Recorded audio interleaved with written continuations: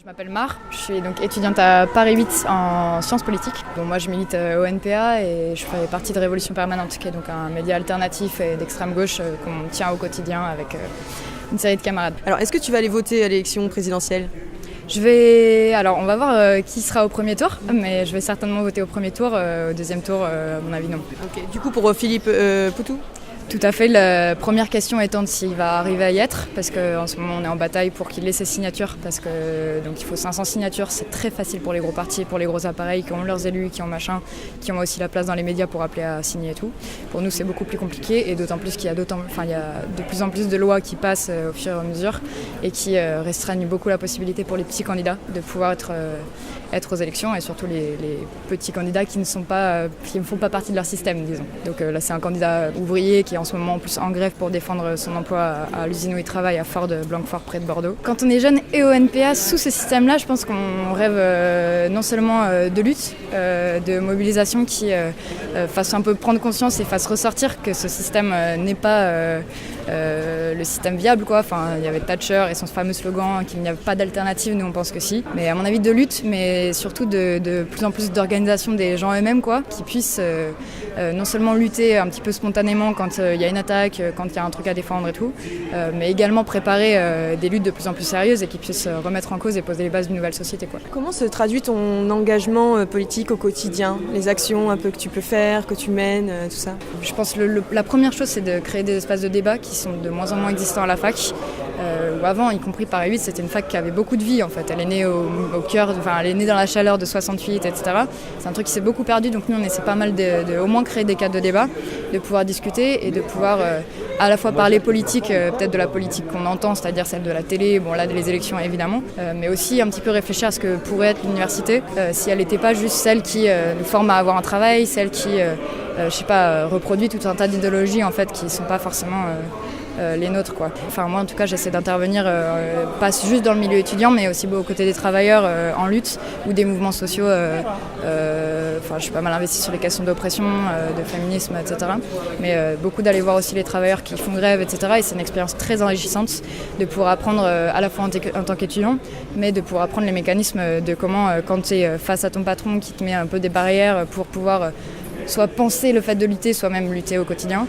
Comment tu contentes ces règles-là, comment tu convaincs les collègues qu'en fait, ensemble, on peut le faire et que le patron a besoin de toi et que du coup, tu peux lui faire peur. Enfin, la peur peut changer de camp, quoi. Alors j'ai entendu le mot féministe, donc je sais pas si tu as un avis justement sur les droits des femmes aujourd'hui en France, un regard Il y a un peu un paradoxe parce que je dirais que ça fait depuis quand même quelques années maintenant qu'en France, il y a peu de mouvements féministes réels, quoi. Il y a un peu il y a des tendances féministes, disons, mais il n'y a pas de grosses manifestations féministes comme on a pu voir en Espagne, par exemple, pour l'IVG.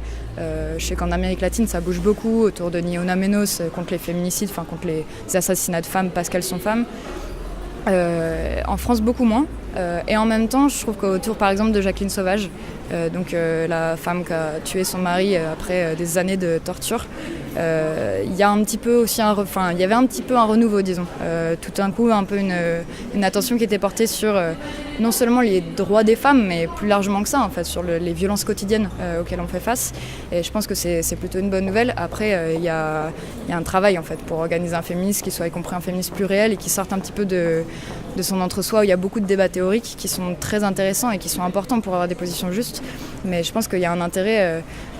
par exemple, tu vois, je parlais du fait que moi j'essaie d'intervenir en direction des travailleurs et toutes les questions de femmes travailleuses, toutes les questions de femmes de travailleurs y compris en fait, parce que c'est de famille plus en général et de commandes quand tu es au travail et que tu milites à côté, c'est aussi une forte pression parce que du coup tu n'as pas le temps de t'occuper de ta famille, etc. etc.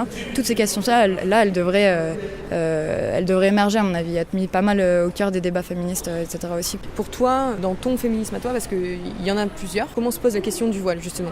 Je dirais une première chose, c'est d'arrêter avec ce discours qui vient particulièrement des hommes par ailleurs, mais on va libérer les femmes de leur voile et tout, et surtout en attaquant les pays, les pays étrangers, dominantes musulmanes ou je ne sais quoi, parce qu'en France on est loin du compte et qu'il n'y a pas de genre eux ils sont machistes et nous ça va, quoi. Je sais pas, pour moi la question elle est pas sur le voile, que chacune puisse décider de comment elle s'habille, de comment elles ne s'habillent pas même, enfin j'en sais rien, mais enfin chacune décide de son corps et tout, qu'il puisse y avoir des impositions, je pense que c'est possible. Ça aussi, c'est chiant en fait de s'axer sur le voile parce que quel est le vêtement que portent les nanas qui n'est pas obligatoire, obligatoire soit directement, soit imposé d'une autre manière. Je sais pas en fait, les mini-shorts, les pantalons serrés, l'ensemble de nos vêtements, l'ensemble de nos rapports au corps sont de toute façon dictés par une idéologie plus large, quoi. Donc que ce soit le voile ou que ce soit toutes les manières de s'habiller, pour moi ça devrait être une seule et même question, qui est la question de nos corps, nos choix et de décider pour nous-mêmes, quoi.